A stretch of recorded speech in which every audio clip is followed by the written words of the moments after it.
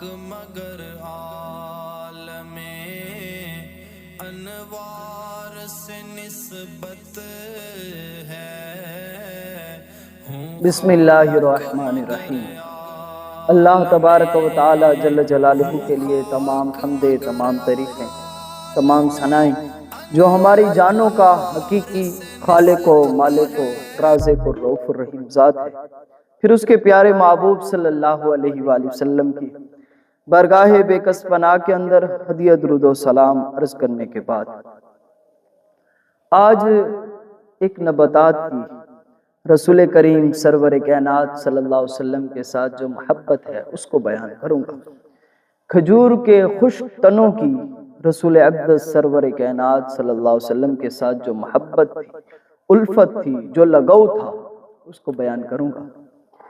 صحیح بخاری شریف کے اندر بھی حدیث مبارکہ ہے، اور بھی مختلف کتب کے اندر، سیاستہ کی کل کتب کے اندر یہ حدیث پاک موجود ہے، اور میں سنن دارمی شریف سے یہ حدیث پاک لے رہا ہوں۔ حضرت ابن بریدہ رضی اللہ تعالیٰ عنہ سے مروی ہے، وہ فرماتے ہیں کہ ہمیں والد گرامی نے یہ بات بتائی، اور وہ فرماتے ہیں کان النبی صلی اللہ علیہ وسلم اذا خطب، کہ اللہ کے پیارے محبوب صلی اللہ علیہ وسلم جب اپنے صحابہ کرام رضوان اللہ تعالی مجمعین میں تشریف فرما ہو کر اپنا خطاب لاجواب فرماتے ہیں، تو رسول کریم سرور کائنات صلی اللہ علیہ وسلم کی کبھی کبھار طبیعت مبارکہ پر یہ گراں گزرتا، کبھی رسول کریم سرور کائنات صلی اللہ علیہ وسلم کا خطبہ لاجواب اگر طول ہو جاتا تو رسول کریم صلی اللہ علیہ وسلم کے طبیعت مبارکہ پر کچھ گراں گزرتا۔ تو صحابہ کرام رضوان اللہ تعالی مجمعین فرماتے ہیں کہ رسول پاک صلی اللہ علیہ وسلم کے جسم پاک پر جب گراں گزرتا تو ہم نے اسی طرح کیا کہ جہاں رسول پاک صلی اللہ علیہ وسلم ٹھہرتے تھے، ہم نے اس جگہ پر ایک خشک تنا کھجور کا لائے اور وہاں گاڑ دیا۔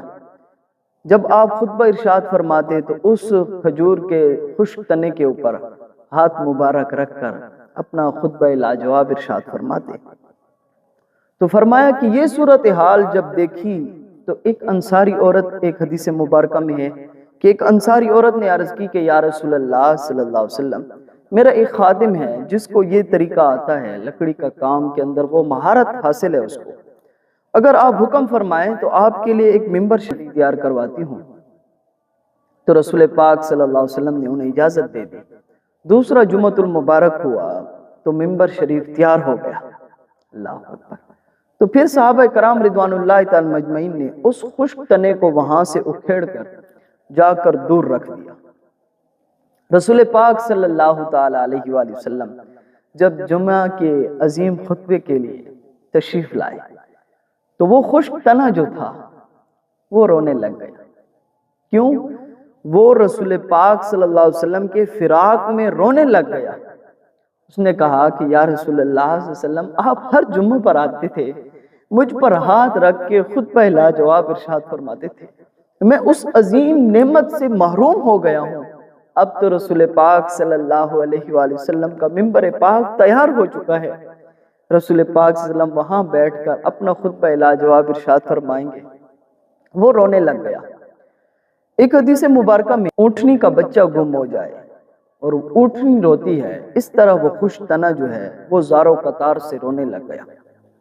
حدیث مبارکہ میں ہے کہ رسول پاک صلی اللہ علیہ وسلم خود تشریف لے گئے اس خشک تنے کے اوپر، اور اس کے اوپر ہاتھ مبارک رکھ کر اسے تسلی دی اور کہا کہ اے خشک تنے، تو کیوں رو رہا ہے؟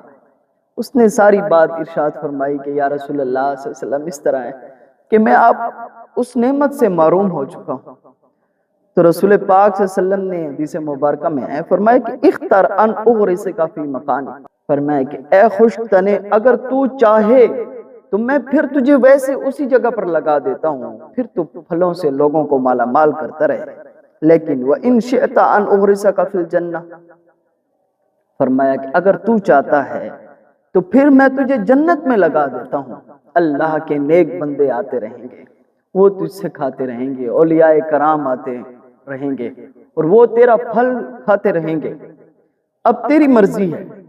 اختیار دیا رسول پاک صلی اللہ علیہ وسلم نے اس دنیا کے اندر اگر تو کہتا ہے تو پھر میں تمہیں ہرا بھرا کر دیتا ہوں، اگر تو چاہتا ہے تو تجھے جنت کے اندر لگا دیتا ہوں۔ اس خوش تنے کو رسول پاک صلی اللہ علیہ وسلم نے دو اختیار دیے۔ تو اس نے کہا کہ یا رسول اللہ صلی اللہ علیہ وسلم، اب دیکھیں وہ بھی کمال سمجھنے لگا۔ اس نے کہا کہ یا رسول اللہ صلی اللہ علیہ وسلم بس اس طرح کیجئے کہ مجھے جنت میں لگا دیجئے۔ تو رسول پاک صلی اللہ علیہ وسلم نے فرمایا ٹھیک ہے، میں نے تجھے جنت میں لگا دیا۔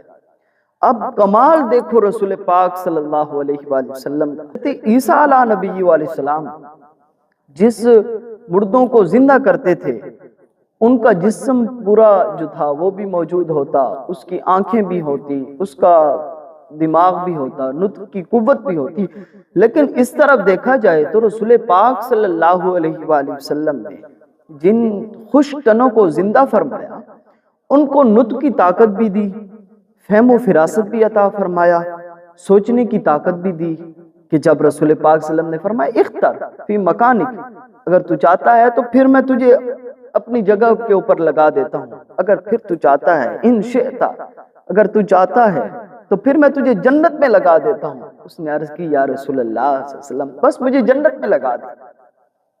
جس خوش تنے کے اوپر رسول پاک صلی اللہ علیہ وسلم نے نگاہ کرم فرمائی، اسے نطق کی طاقت بھی دی، بولنے کی طاقت بھی دی، سمجھنے کی طاقت بھی دی، فہم و فراست بھی دیا۔ یہ میرے کریم محبوب صلی اللہ علیہ وسلم کا کمال ہے، اور وہ خوش تنے کو پھر رسول پاک صلی اللہ علیہ وسلم نے جنت میں لگا دیا۔ اللہ اکبر۔